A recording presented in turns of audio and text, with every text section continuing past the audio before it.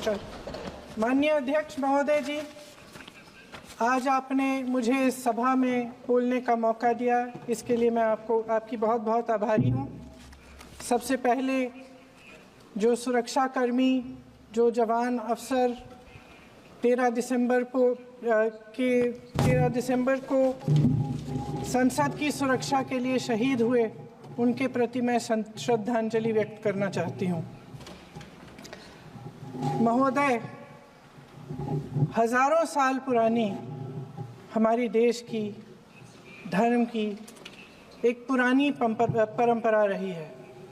ये परंपरा संवाद, चर्चा की रही है। एक गौरवशाली परंपरा है जो दर्शन ग्रंथों में, वेदों में, उपनिषदों में दिखती है। वाद विवाद और संवाद की हमारी पुरानी संस्कृति है। अलग अलग धर्मों में भी, इस्लाम में, सूफियों में, बौद्ध धर्म में, जैन धर्म में, सिख धर्म में भी ये वाद संवाद, ये चर्चा, बहस, इसकी संस्कृति रही है। इसी परंपरा से उभरा हमारा स्वतंत्रता संग्राम। हमारा स्वतंत्रता संग्राम विश्व में एक अनोखा संग्राम था, एक अनोखी लड़ाई थी जो अहिंसा और सत्य पर आधारित थी। ये वाद संवाद की जो परंपरा है, इसको इस संग्राम ने आगे कैसे बढ़ाया? क्योंकि ये जो संग्राम था, ये जो लड़ाई थी हमारी आज़ादी के लिए, एक बेहद लोकतांत्रिक लड़ाई थी। इसमें देश के किसान, देश के जवान, देश के मजदूर, देश के अधिवक्ता, देश के बुद्धिजीवी, चाहे किसी भी जाति के हो, चाहे किसी भी धर्म के हों, चाहे किसी भी भाषा को बोलते हों, सब इस स्वतंत्रता संग्राम में शामिल हुए। सब ने हमारे देश की आज़ादी की लड़ाई लड़ी।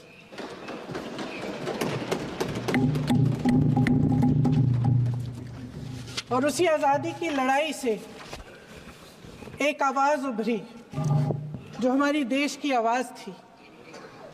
वो आवाज़ ही आज हमारा संविधान है। साहस की आवाज़ थी, हमारी आज़ादी की आवाज़ थी, और उसी की गूंज ने हमारे संविधान को लिखा और बनाया। ये सिर्फ एक दस्तावेज नहीं है। बाबा साहेब अम्बेडकर, मौलाना आज़ाद जी, राजगोपालाचारी जी और जवाहरलाल नेहरू जी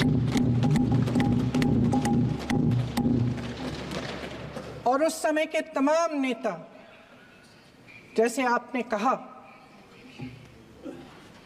इस संविधान को बनाने की जो कार्य में सालों के लिए जुटे रहे।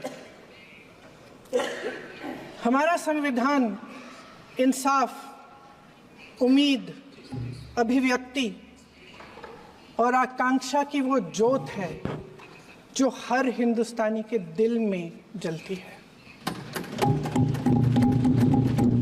अध्यक्ष महोदय, इस ज्योत ने हर एक भारतीय को ये पहचानने की शक्ति दी कि उसे न्याय मिलने का अधिकार है, कि उसमें अपने अधिकारों के लिए आवाज़ उठाने की क्षमता है, कि जब वो आवाज़ उठाएगा तो सत्ता को उसके सामने झुकना पड़ेगा।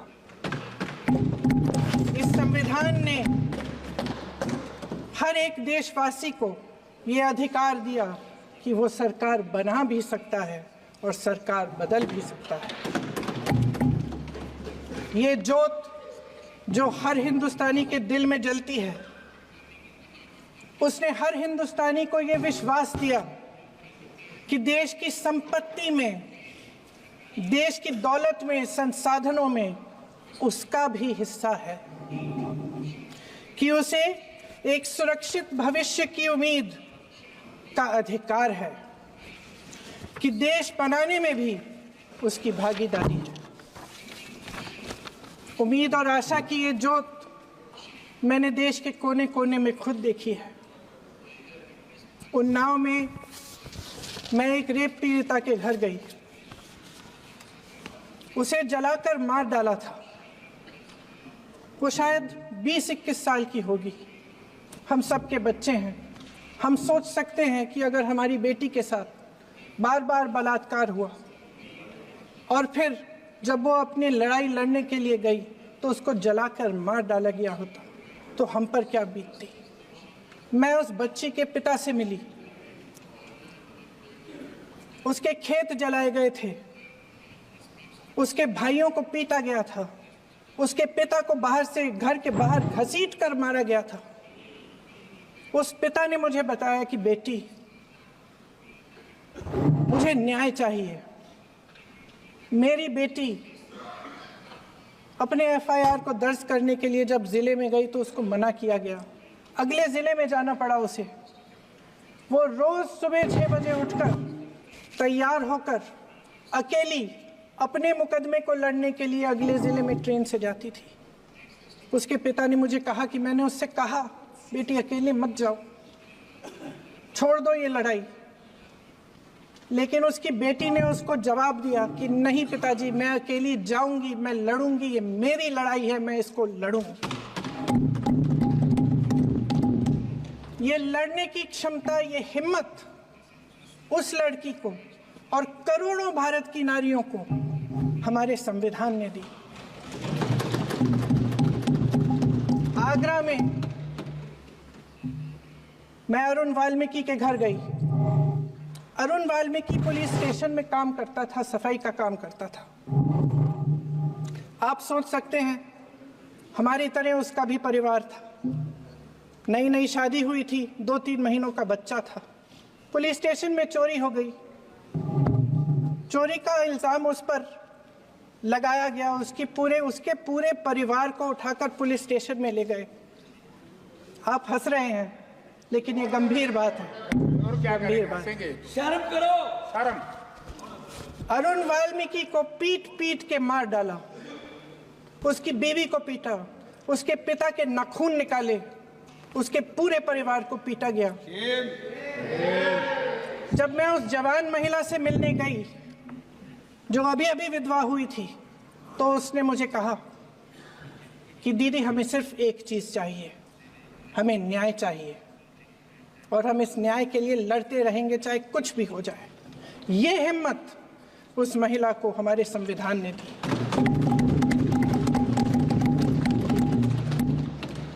संभल के कुछ लोग आए थे हमसे मिलने, जो मृतकों के परिवार के सदस्य थे। उसमें 2 बच्चे थे, अदनान और उजैर। आप सुनिए।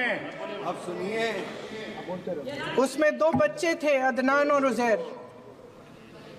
एक बच्चा मेरे बच्चे की उम्र का है, दूसरा उससे छोटा 17 साल का है। दर्जी के बेटे थे। दर्जी का एक ही सपना था कि वो अपने बेटों को पढ़ाएगा, लिखाएगा। एक बेटा डॉक्टर बनेगा, एक बेटा भी सफल होगा दूसरा बेटा भी अपने जीवन में सफल होगा। उनके पिताजी हर रोज उनको स्कूल छोड़ते थे। उस दिन भी स्कूल छोड़ने के बाद अपनी दुकान में चले गए। उन्हें पता नहीं था कि विवाद हो रहा है। उन्होंने भीड़ देखी, घर आने की कोशिश की तो पुलिस ने गोली से मार डाला। वो 17 साल का बच्चा अदनान मुझसे कहता है, वो 17 साल का बच्चा अदनान मुझसे कहता है कि मैं बड़ा होकर डॉक्टर बन के दिखाऊंगा, मैं अपने पिता का सपना साकार करूंगा। ये सपना, ये आशा उसके दिल में हमारे संविधान ने डाली। अध्यक्ष महोदय, हमारे देश के करोड़ों देशवासियों के संघर्ष में, अपने अधिकारों की पहचान में, इनकी कठिन से कठिन परिस्थितियों से लड़ने की अपार हिम्मत में और देश से न्याय की अपेक्षा में हमारे संविधान की ज्योत जल रही है। मैंने हमारे संविधान की ज्योत को जलते हुए देखा है और इसके साथ साथ ये भी समझा है कि हमारा संविधान एक सुरक्षा कवच है। एक ऐसा सुरक्षा कवच है जो देशवासियों को सुरक्षित रखता है, न्याय का कवच है, एकता का कवच है और अभिव्यक्ति की आज़ादी का कवच है। दुख की बात यह है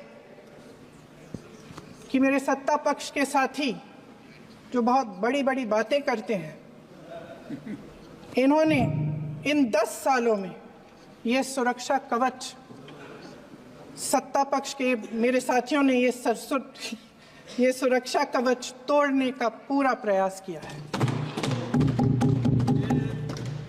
संविधान में सामाजिक, आर्थिक और राजनीतिक न्याय का वादा है।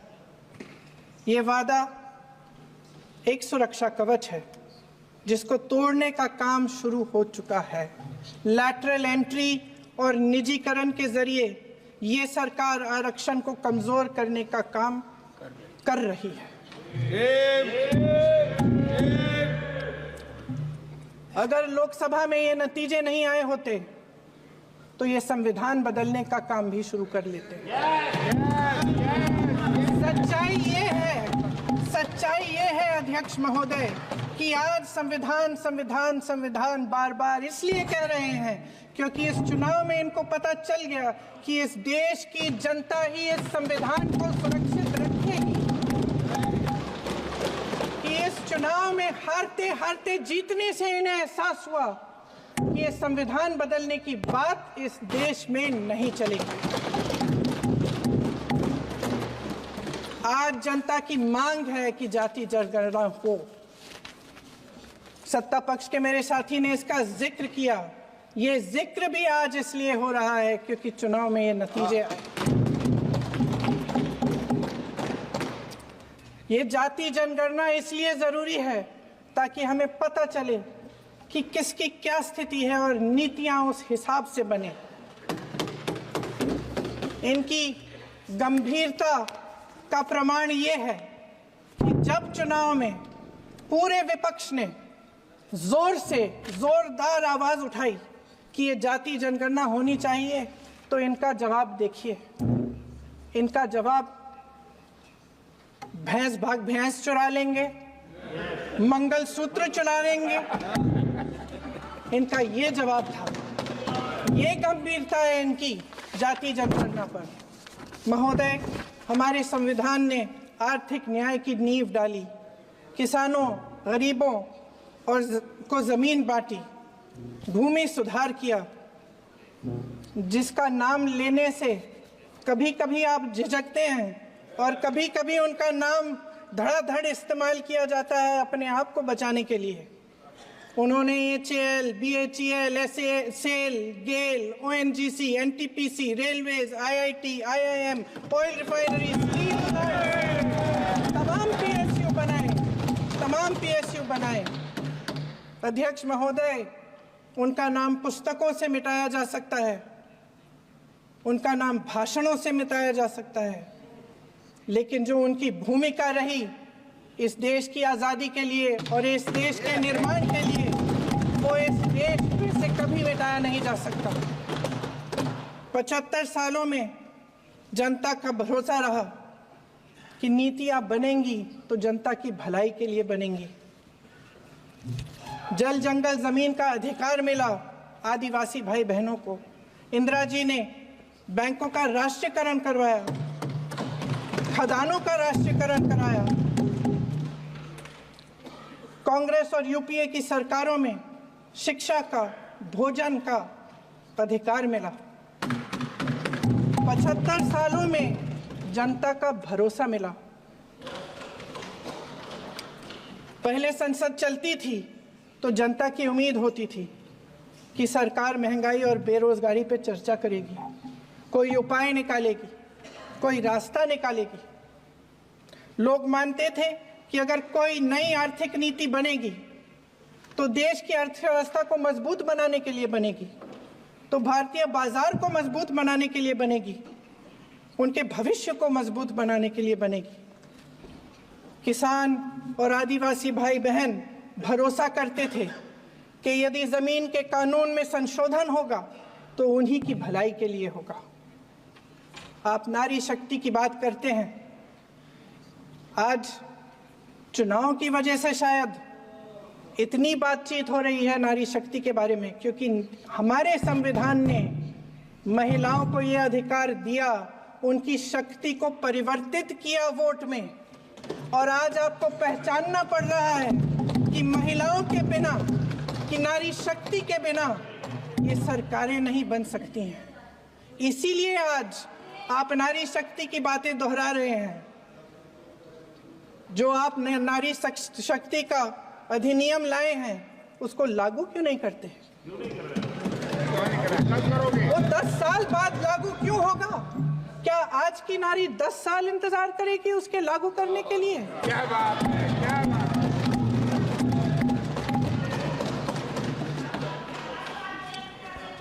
आज संसद में बैठे हुए सत्ता पक्ष के मेरे साथी ज्यादा से ज्यादा अतीत की बातें करते हैं।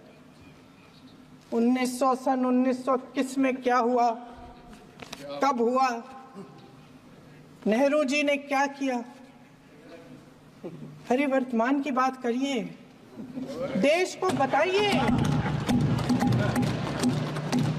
आप क्या कर रहे हैं, आपकी जिम्मेदारी क्या है? कि सारी जिम्मेदारी जवाहरलाल नेहरू की है। अध्यक्ष महोदय जी, ये सरकार आर्थिक न्याय का सुरक्षा कवच तोड़ रही है। आज संसद में बैठी ये सरकार बेरोजगारी और महंगाई से जूझ रही हमारी जनता को क्या राहत दे रही है? कृषि के कानून भी बड़े बड़े उद्योगपतियों के लिए बन रहे हैं। सही एमएसपी को छोड़िए, डीएपी तक नहीं मिल रहा है।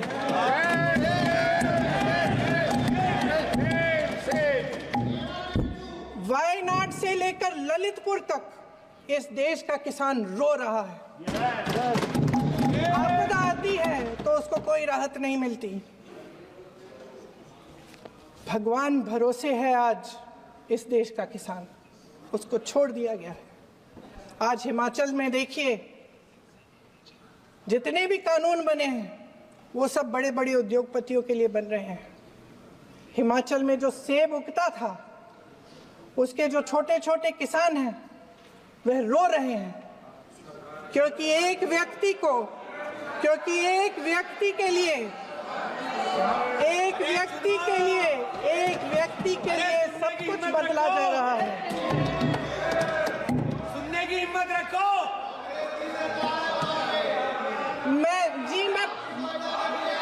अध्यक्ष महोदय जी, अध्यक्ष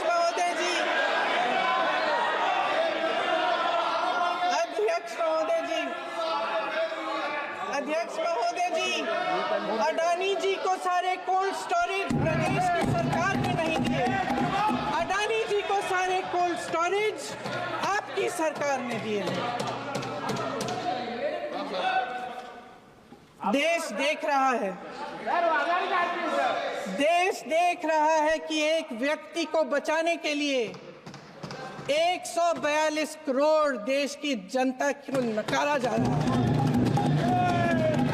सारे बिजनेस, सारे संसाधन, सारी दौलत, सारे मौके एक ही व्यक्ति को सौंपे जा रहे हैं। सारे बंदरगाह, एयरपोर्ट्स, सड़कें, रेलवे का काम, कारखाने, खदाने, सरकारी कंपनियां सिर्फ एक व्यक्ति को दी जा रही है। जनता के मन में हमेशा ये विश्वास होता था कि अगर कुछ नहीं है तो संविधान हमारी सुरक्षा करेगा, मगर आज आम लोगों के बीच ये धारणा बनती चली जा रही है कि सरकार सिर्फ अडानी जी के मुनाफे के लिए चल रही है। देश में बहुत तेजी से गैर बराबरी बढ़ रही है। जो गरीब है वो और गरीब हो रहा है, जो अमीर है वो और अमीर हो रहा है। इस सरकार ने आर्थिक न्याय की भी सुरक्षा कवच तोड़ दिया है। राजनीतिक न्याय की जब बात होती है, मेरे सत्ता पक्ष के साथी आज खड़े हुए और तमाम गिनती करने लग गए कि ऐसा हुआ वैसा हुआ, 1975 में जो हुआ, तो सीख लीजिए ना, आप भी सीख लीजिए। आप भी अपनी गलतियों के लिए माफी मांग लीजिए। आप भी बैलेट पे चुनाव कर लीजिए, आप भी बैलेट पे चुनाव कर लीजिए। दूध का दूध पानी का पानी हो जाएगा। आप राजनीतिक न्याय की बात करते हैं, सरकारों को पैसों के बल पर गिरा देते हैं।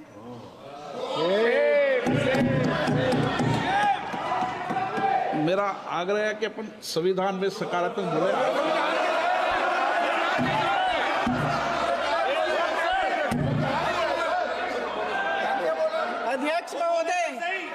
अध्यक्ष महोदय, सत्ता पक्ष के हमारे साथी ने एक उदाहरण दिया उत्तर प्रदेश की सरकार का, तो मैं भी एक उदाहरण दे देती हूँ महाराष्ट्र की सरकार का। मैं भी एक उदाहरण दे देती हूँ हिमाचल की सरकार को तोड़ने की कोशिश किसने की, पैसों के बल पे की, गोवा की सरकार। तमाम उदाहरण राजस्थान की। क्या ये सरकारें जनता ने नहीं चुनी थी? क्या संविधान इन पर लागू नहीं था? पूरी देश की जनता जानती है कि इनका हंसती है, जानती है कि इनके यहाँ तो वॉशिंग मशीन है।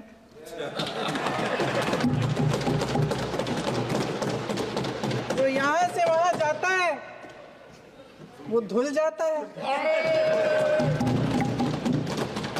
इस तरफ दाग, उस तरफ स्वच्छता।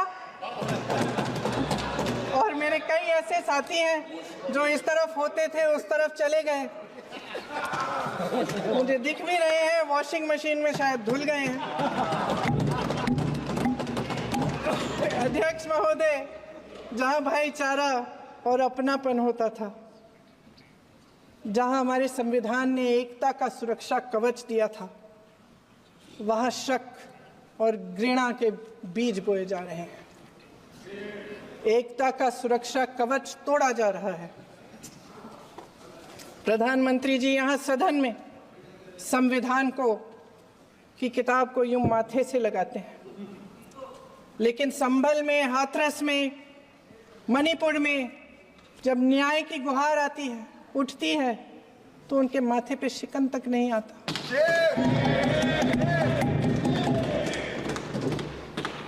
शायद समझ नहीं पाए हैं कि भारत का संविधान संघ का विधान नहीं है।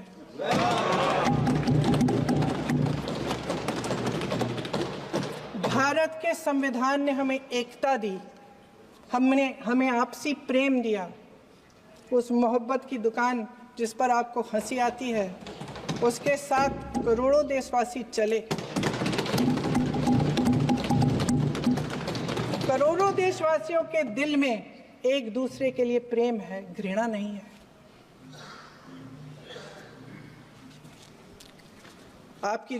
इनकी जो विभाजनकारी नीतियां हैं, उसका नतीजा हम रोज देखते हैं। राजनीतिक फायदे के लिए संविधान को छोड़िए, देश की एकता को भी ये रख नहीं सकते, इसकी सुरक्षा नहीं कर सकते। हमने संभल में देखा, मणिपुर में देखा।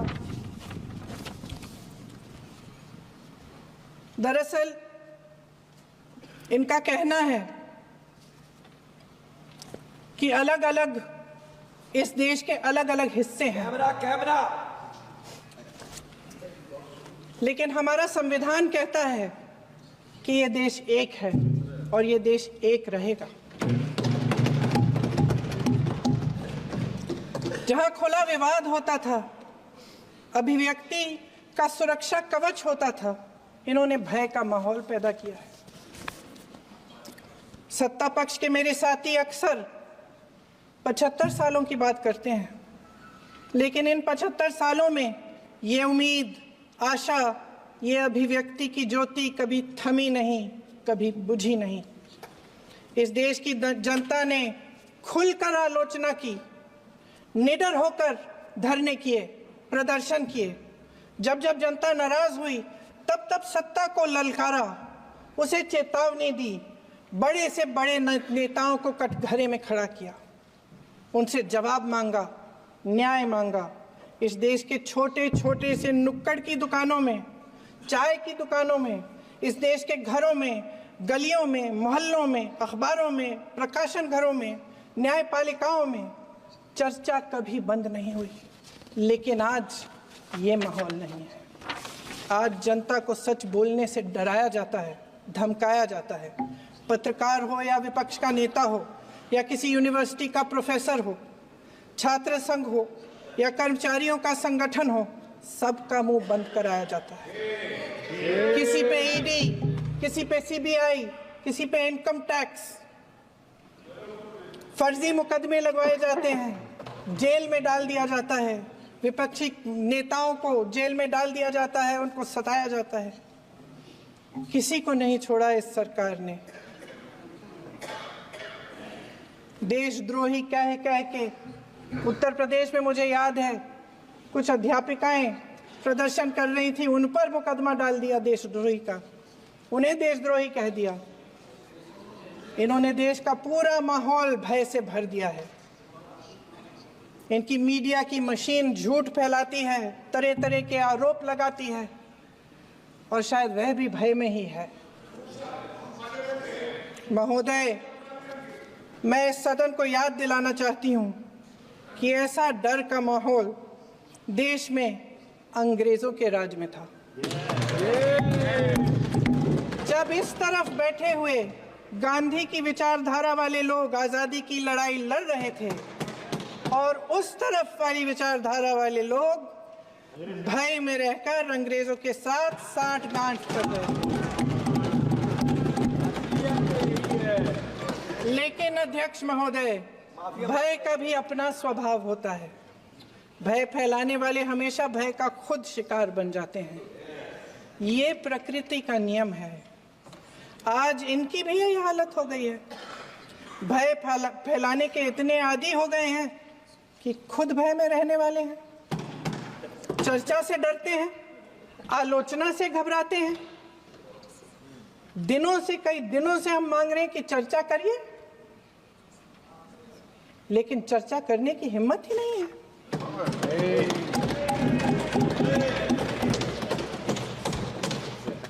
एक कहानी होती थी अध्यक्ष महोदय, शायद बचपन में आपने भी सुनी होगी। राजा भेष बदलकर बाजार में आलोचना सुनने जाता था। ये सुनने जाता था कि प्रजा मेरे बारे में क्या कह रही है, मैं सही रास्ते पे चल रहा हूं कि नहीं। लेकिन आज का राजा, भेष तो बदलते हैं आज के राजा, शौक तो है उनको भेष बदलने का, लेकिन न जनता के बीच जाने की हिम्मत है और न आलोचना सुनने की। महोदय, मैं तो सदन में नहीं हूं।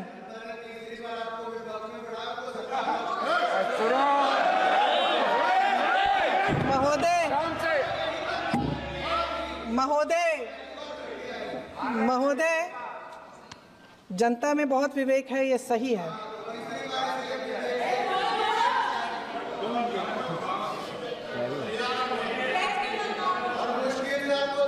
अच्छा महोदय, मैं सदन में नहीं हूँ,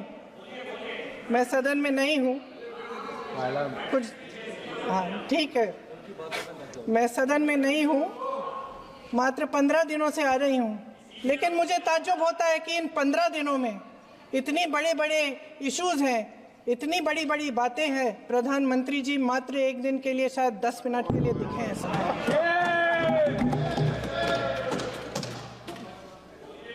बात यह है अध्यक्ष महोदय जी कि ये देश भय से नहीं, साहस और संघर्ष से बना है। इसको बनाने वाले देश के किसान, जवान, देश के करोड़ों मजदूर और गरीब जनता है। संविधान इनको साहस देता है। मेहनती मिडिल क्लास है। और इस देश के जो करोड़ों देशवासी हैं, जो रोजाना भयंकर परिस्थितियों का सामना करते हैं, उनको साहस देता है। वायनाड में जो आपदा आई, उसमें एक छोटा लड़का था 17 साल का। 6 घंटों के लिए उसने अपनी माँ को बचाने की कोशिश की। 6 घंटों के लिए आप सोच सकते हैं कि अगर नदी की धारा बह रही है, नाराज है, आप अपनी माँ को पकड़े हो, 6 घंटों के लिए पकड़े रखते हो कि मेरी माँ बच जाएगी, और अंत में वो माँ भी बह जाती है। उस लड़के का साहस, उन महिलाओं का साहस जो पीड़ित हैं लेकिन फिर भी अपनी लड़ाई लड़ रहे हैं, उन संभल के बच्चों का साहस जिनके पिताजी अभी अभी गुजर गए लेकिन फिर भी उनके सपनों को साकार करने की हिम्मत है, उनका साहस है, वो साहस इस संविधान ने दिया है।